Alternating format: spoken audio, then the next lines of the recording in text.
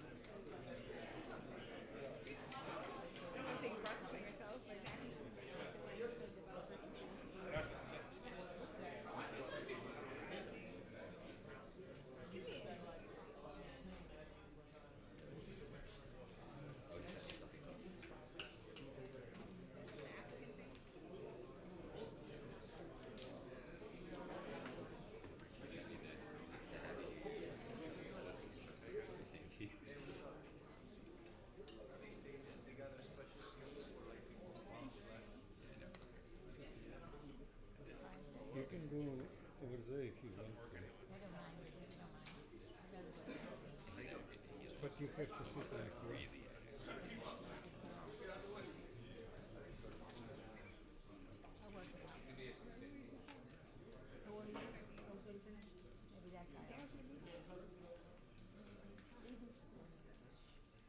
Because this camera is working. Everyone is going down.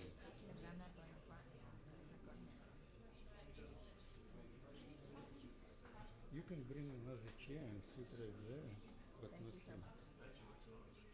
I don't see space.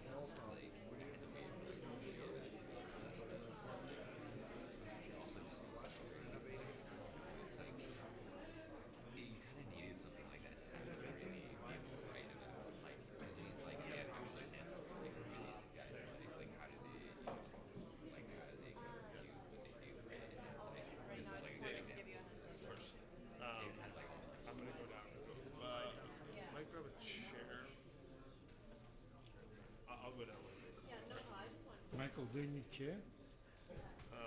Yeah, if you got one back. That's alright. Don't worry about it. I'll get it.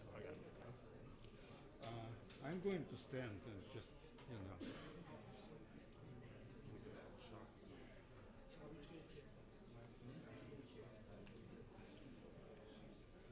He's pretty high.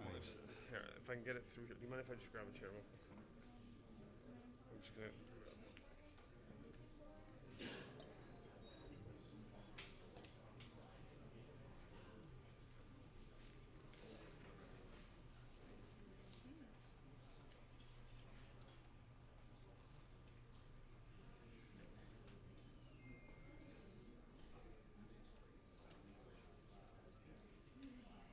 Sorry. Just gonna stick a chair in there. Just gonna stick a chair. Oh yeah. Actually, that blue bag is mine. Let me move it out of the way. More standing space for me. I appreciate it. Thank you. Go on for yourself. Dude, I'm not gonna do it. Is that? Did he drop that? Yeah. Life is hard in New York session. It takes out audio hump. Snagged it by accident.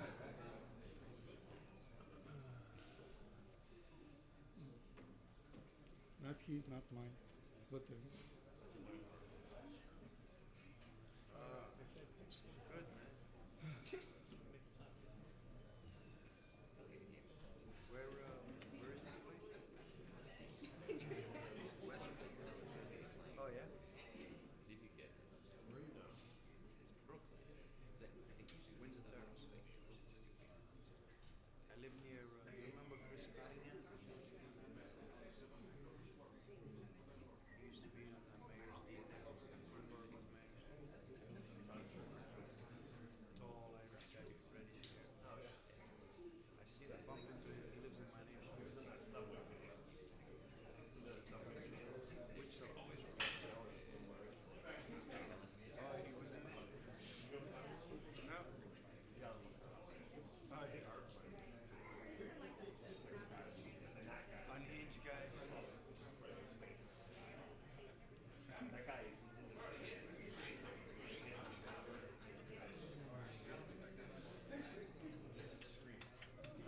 It goes on. It goes on.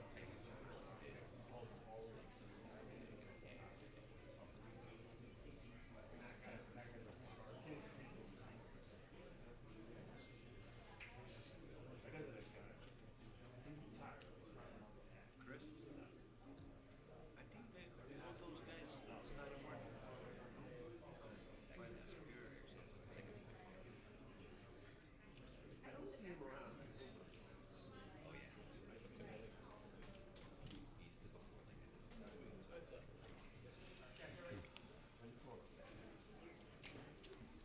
before thing.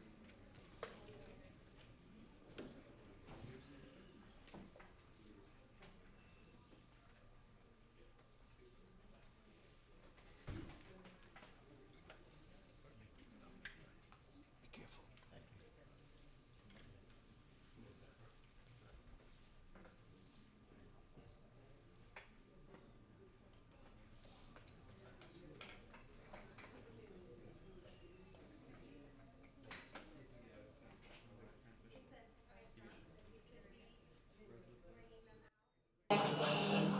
For 4 minutes.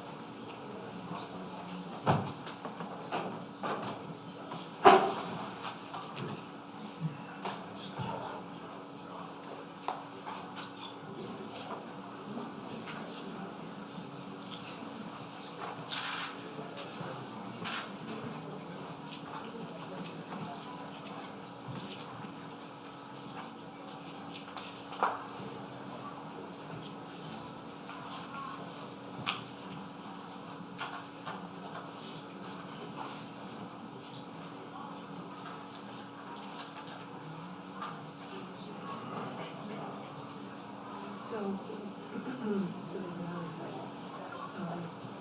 they were not invited. Don't have a so, are they saying that he doesn't care? So we're saying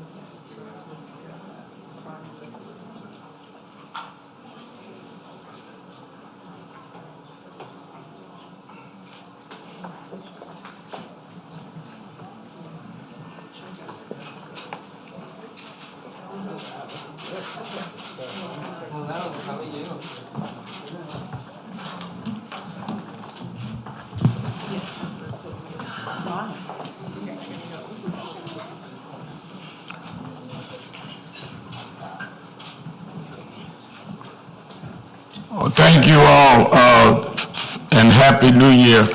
We had in our judgment, a historic meeting in the sense that never before in the history of this state have we seen so many of our top officials come from the black community. And it was our idea that we would have those officials sit and discuss public safety and begin a series of conversations that span on all the details of what is before the state and the city, but making it very clear that already in the state and the city, under this leadership, we have began to see things turn around and become crystallized. 23 will be the year we show this nation how to govern, and how to govern by people that have been left out of the governing for many years, that are now in key positions. We may be on different hymns, but we're in the same hymn book, and we're gonna sing together this year. Public safety includes criminal justice reform. We include those that want to reform how the system does not work, and those that want to violate people in the community. We are disproportionately victims on both sides. So public safety is not about choosing reform or choosing safety. Safety is reform, and reform is safety. And we've spent the last 90 minutes talking about the issues, saying our staffs are going to begin working together on how we deal with specifics. But we wanted to make it clear at the beginning of the year, the 5th day of 23, that 23 is going to be the year that we show how to govern and deal with public safety from people that have been the disproportionate victims of both those criminal justice reforms that are needed and those violent crimes. We do not want to be in any way, shape, or form neglecting on dealing with both. I want to first bring the mayor of the city of New York, Eric Adams. Thank you so much, Rev. And the clear indicator that when you speak to everyone on the stage that participated in the meeting, there were common denominators that allowed us to come into the room together. Public Advocate Williams had to go to another event, but we were able to look at common faces that said that we can come together. Hazel Duke is, we all call her Mom Dukes. Mother Dukes. She has been here for so many years, and the level of comfortability that we were able to sit in the room. the civil rights legend of Reverend Sharpton. All of us know him. Speaker Andrew Stewart Cousin, Majority Leader Andrew Stewart Cousin, talked about it, how many times throughout the years we called on him when we needed him for something. And so we were simultaneously calling on him to say we want to convene together in the manner that we did today. But one thing we came through, and I strongly feel, and I'm sure the other leaders strongly feel, that this is something we should have done January 1st, 2022. We all fought to speak on behalf of those voices that have gone unheard for so many years. And we allowed 2022 for outside forces and entity to define our success and what we were able to accomplish. The unprecedented level of things I received to assist this city from the Speaker and the City Council, from the Speaker in the Assembly, from the Majority Leader in the Senate, all of that was lost because our success of fighting on behalf of people who are in need for generation and generational poverty and generational issues was ignored because we allowed others to hijack what our success were, and he took the narrative with it. The black and brown people of this city have fought to get district attorneys that understand their plight, like Darcel Clark and Alvin Bragg and Eric Gonzalez. They have fought long to get leaders in our chambers across this state. All that we marched for, all that we fought for, all that we prayed for materialized in 2022. We were successful in some of the most significant things that people fought for years. We were able to accomplish in Albany, and we were able to accomplish in the City Council. All of that was lost. It was lost because we didn't do this. We didn't demand that people see the unification of a city. The most important city in America is led by black and brown people that have fought on behalf of helping people for generations. And we understand the plight of all ethnic groups in the city and state, and we are uplifting all groups. But we're clear on the systemic poverty, the systemic racism that has been in place that denied people the opportunities to leave poverty. That's what this conversation was about today. It's not narrowed in on one section or one issue. We wanted to get together and thank each other for the successes that we have accomplished and say in 2023, we will never again allow anyone to hijack those successes and do anything to give the impression that we are not united in dealing with the institutional, historical problems that prevented far too many people in this state from moving forward. I cannot say thank you enough for all of us coming in the room together and stating we're going to define our own narrative, we're going to define our own destiny, we're going to define our own solutions to our problems. This is what our ancestors prayed for, is standing on this stage right now, and we're going to live up to those prayers, those sacrifices, all the things they went through. Every person of color that hung from a tree, every person of color that was whipped, every person of color that had to come to this place and be treated unjustly, every person of color that marched and fought, every person of color that sacrificed, they prayed for this moment, and we won't betray this moment. Thank you. New York State Attorney General Letitia James. Thank you.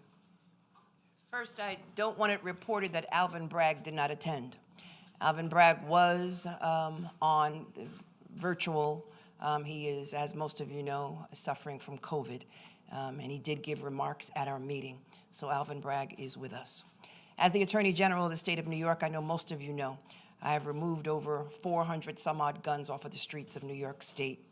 I have led the largest litigation against opioid manufacturers and distributors in the nation. I've taken on gun manufacturers. I've sued quite a few. I've taken on gangs. I've taken on individuals who have trafficked in opioids and in fentanyl and coke and in cocaine. I've cried over too many funerals, over too many open caskets. I've done enough and a lot with my colleagues who stand with me each and every day, the mayor of the city of New York, focusing on retail crime and ghost guns. All of that is for naught if a woman walks down the street and feels unsafe, All of that means absolutely nothing if there's a perception that we are unsafe in the city and in the state of New York. So we've come together today to talk about general issues, but also specific issues as well. And none of those issues will be discussed here before the media. We will discuss them in private. We will come forth with a plan. We will map out where the issues are, and we will join together as one. It's important that everyone understand that this is not a Black or Latino issue. This is an issue that affects all New Yorkers, and that we stand here together representing the interest of all New Yorkers. And as the Attorney General of the state of New York, I have an obligation and a duty to work with each and every elected official who is here and those who are not here. But it is my job to keep New Yorkers safe, and I plan to do just that. The Majority Leader of the New York State Senate, Andrea Stewart Cousins. Thank you, Rev. And I don't think I can say it any better. When the AG said that it's an issue that affects all of our communities, actually, again, it's a national issue.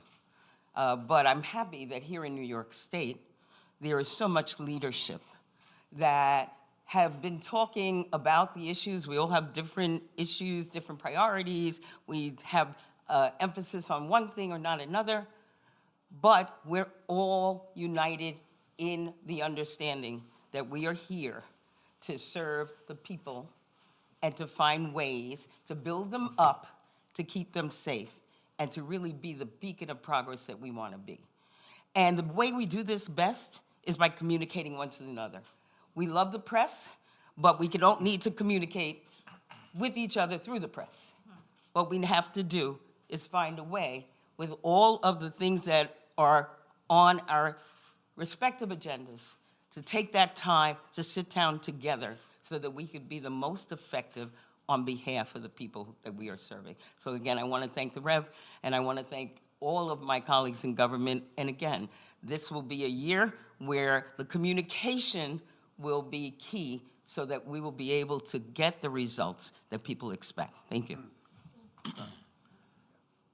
We have something that you probably are not used to the last couple of days, the Speaker. We have a Speaker in New York. Speaker of the New York State Assembly, Carl Heastie. It didn't take 10 times. Thank you, Rev. So, you know, it's listening to my colleagues in government. Well, first, let me thank, Reverend Sharpton, and somebody I've known probably more than half my life. Heck, I was somebody even supported you for president when I got elected.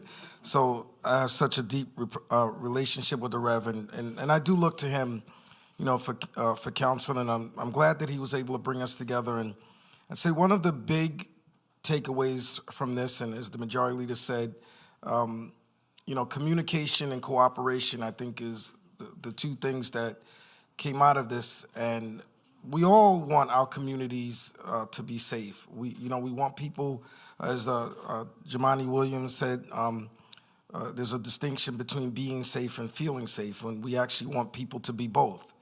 And so I think there's a common ground, and we all know, but there's many things that drives public safety, and that's the things that we said that we want to focus on and communicate and work together. So I'm happy for us to be able to do this in a really cooperative manner, in a cooperative conversation for us all to work together. All of these elected officials and clergy leaders and community leaders I've known for such a long time. I have such high regard for everybody who's standing here with us, and I know that working together we will get there. So thank you, Rev. Bronx District Attorney Darcel Clark. Thank you, Reverend, and I'd like to thank you for convening us. This is something that I wanted to see for a very long time. I couldn't hope and pray more for it to happen. For there's always a time and a place for things to happen, and it may not be in the time that we want, but it's in the time that God makes available for us, and that's what happened today, this January 5th. We met together. We're going to work together no matter whether people like it or not. We're going to do it. And we're going to have public safety and fairness at the same time. And that's the goal here, and we're going to build a strategy to make that happen, because this is not about us. It's about the people that we serve each and every day in our communities. That's what they expect. They want to hold us accountable, and we're going to do that.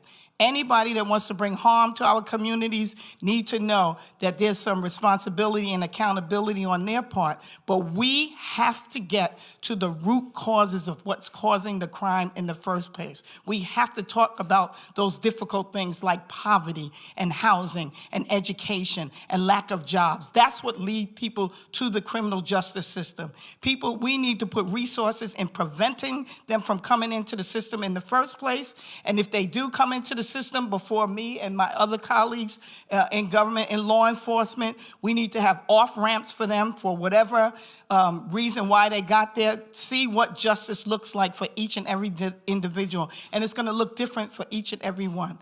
But know this, the answer cannot be always policing and prosecution. There's more to this work. There's more to our communities. We deserve more, and the communities expect more, and they are going to get that from us in 2023. So thank you, Reverend, for bringing us together, and I look forward to standing shoulder to shoulder with each and every one of you to make sure that we get that done. Brooklyn DA Eric Gonzalez.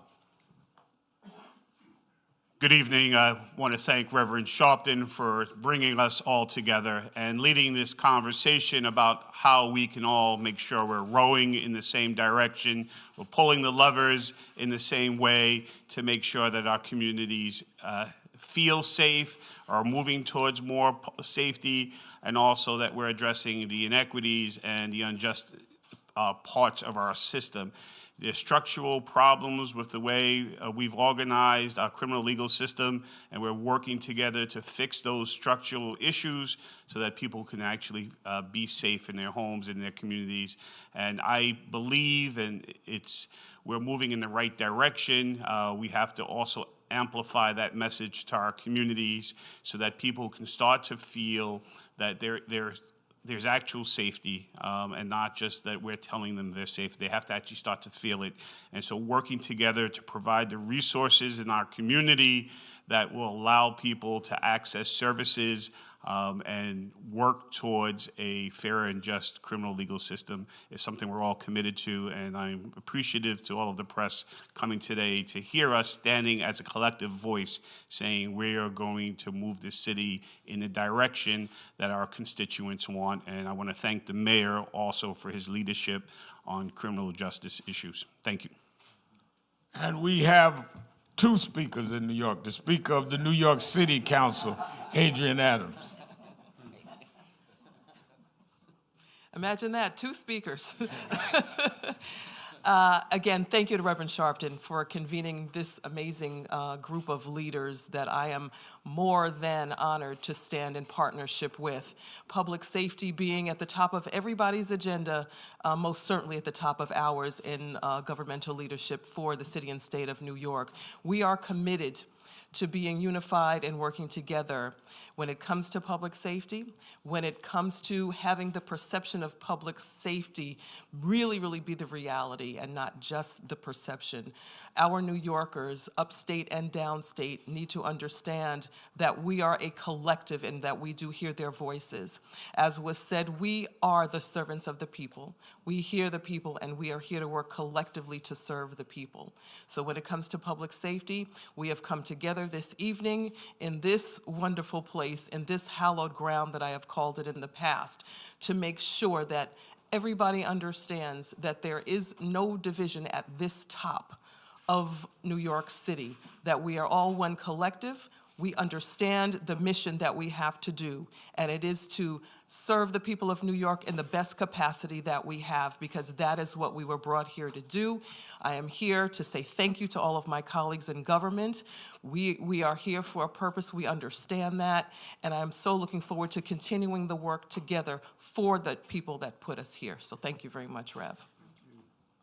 I want to acknowledge the presence of Hazel-Lynn Dukes, Ma Dukes, the president of the New York branches of the NAACP and affiliates, the vice chair of our National Board of National Action Network, who also is the CEO of the Federation of Protestant Welfare Agencies, Jennifer Jones Austin, the Lieutenant Governor of the state of New York, who says he did not want to speak tonight because I know we're holding people from their schedules, the Honorable Antonio Delgado, and the pastor of the largest congregation in the city who had prayer both before and after our meeting, the Reverend Dr. A.R. Bernard.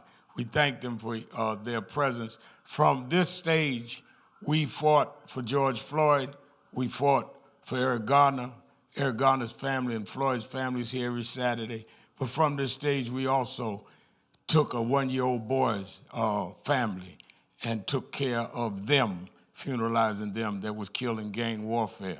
We are against any kind of impairing the fairness and protection of those communities. That's what we met on tonight, and that's the message we want to give.